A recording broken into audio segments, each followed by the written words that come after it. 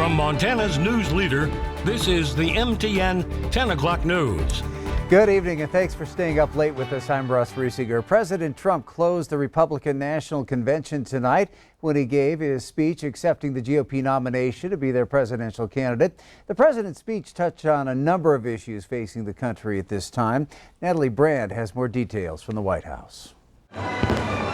Fireworks capped off the fourth and final night of the Republican National Convention. I profoundly accept this nomination for President of the United States. While President Trump delivered fireworks of his own aimed at Joe Biden. Joe Biden is weak. The president continued his calls for law and order amid nationwide protests following the police shooting of Jacob Blake in Kenosha, Wisconsin. The Republican Party condemns the rioting, looting, arson, and violence we have seen in Democrat-run cities all like Kenosha, Minneapolis, Portland, Chicago, and New York. The president did not mention Blake by name while praising the police and trying to link Joe Biden to the defund police movement, despite Biden saying he opposes it. Make no mistake, if you give power to Joe Biden, the radical left will defund police departments all across America. A hurricane has hit American shores during 3 of the last 4 Republican conventions. President Trump said he considered postponing tonight's speech because of Hurricane Laura, but instead says he plans to visit this weekend.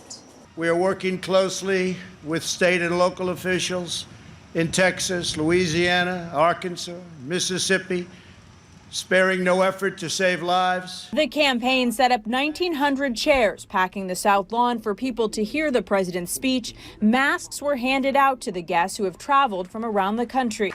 We will defeat the virus, end the pandemic, and emerge stronger than ever before. The president is touting news that the government is purchasing 150 million rapid COVID test kits. Natalie Brand, CBS News, the White House. Well, President Trump will hit the road tomorrow with a campaign event in New Hampshire. Well, in Washington, D.C., thousands will be marching on the 57th anniversary of Dr. Martin Luther King Jr.'s I Have a Dream speech. Organizers say they're calling for police accountability. Montana has begun issuing new unemployment benefits made possible through an executive order by President Trump. Governor Bullock announced Montanans receiving unemployment insurance will get an extra $400 a week from the Lost Wages Assistance Program. Montana is one of only a handful of states to request the benefits from the federal government so far. The program issued $31 million this week alone, and Bullock says the state took advantage of the program because many Montanans can't afford to wait until Congress comes up with an alternative solution.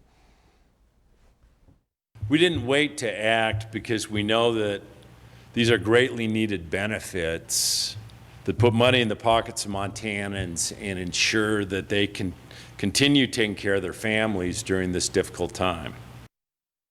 Governor Bullock also addressed the new school year and the frustrations many families are experiencing after the state left the control of sporting events, activities, and attendance in the hands of local governments. Bullock urges Montanans to work constructively and respectfully with their local public health and school officials as the school year progresses.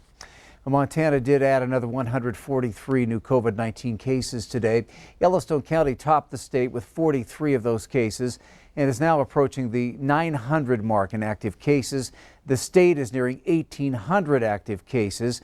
119 people are currently hospitalized in Montana, while the death toll stands at 98. AMC theaters reopened 170 theaters tonight that have been closed during the pandemic. 3 of those theaters are in Montana, including here in Billings. Q2's David J. talked with some moviegoers at the Shiloh 14. Russ, for the Shiloh 14, it's the first time since March that they've had people here at the theater. They've got the Safe and Clean program, extensive cleaning that they do all throughout the theater. And also they're at about 40% capacity, but because of the governor's mandates and protocols, they're having a lot fewer people in the theaters tonight. I think there's like 4 other people. Well, 4 other families. 4 other, groups. It was really fun. It was really loud too. I don't know if it was just because not as many people were in there, maybe. Well, it's almost like being in your living room with no people, so it's, in a way, it's kind of nice, but you can understand how things are going. It was really nice. Yeah. It's good to get out, see the big screen. Yeah, I think the seating was weird, but that's to be expected, you know, so, but it was nice to be back in the movies. We've been dying to go to a movie for the last several months now, so it was really nice to get back to that. And do it safely as possible too. Keeping everyone spaced out was great, being able to see a new movie.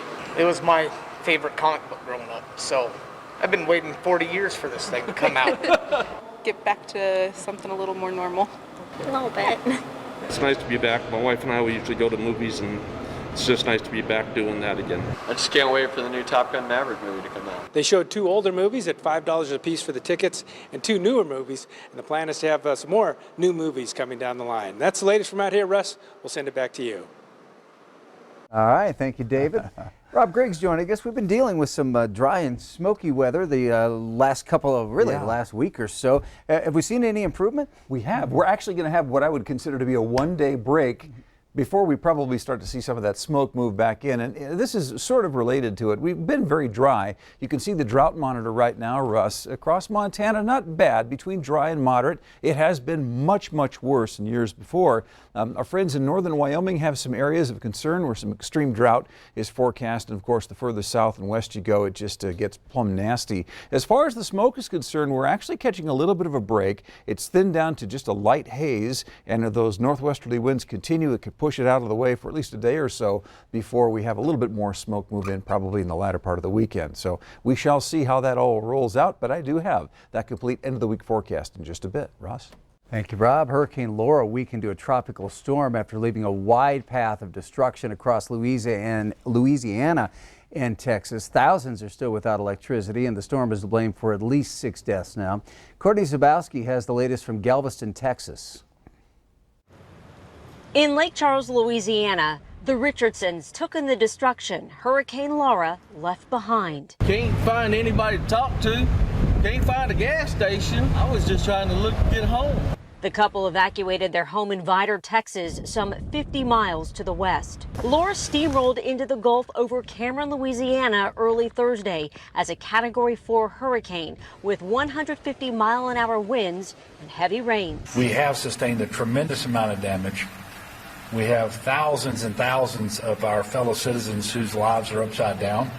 The storm tore apart countless homes and buildings and toppled power lines. In Louisiana, this train derailed and powerful gusts knocked over an RV. A fire broke out at this nearby petrochemical plant, sending smoke into the air throughout the day. Across Louisiana and here in Texas, crews are still working to assess the damage. Governor Greg Abbott toured East Texas by air and said it could have been far worse. We would not be gathering here right now had we seen a 10-foot or higher foot storm surge. But as the human toll is still being assessed, a family mourns in Leesville, Louisiana. 14-year-old Cynthia Miller died after a tree fell into her parents' bedroom where she was sheltering with her parents and sisters during the storm. So I walked to try and find Cindy because she wasn't talking, and I tried to wake her up and she wouldn't wake up. She was pinned under the tree. She's pinned under the tree. Her sister says Cynthia wanted to go to Harvard to become a marine microbiologist. Courtney Zabowski, CBS News, Galveston, Texas. Well, still ahead on the MTN 10 o'clock news here on Q2. Will Billings voters bite the bullet on a new public safety mill levy? Coming up, Jay Cohn talks to the fire and police chiefs about what they say is a critical need. And later in sports, the first full contact high school games kick off in Yellowstone County. We go to Amen Park on an opening night. You'll surely remember.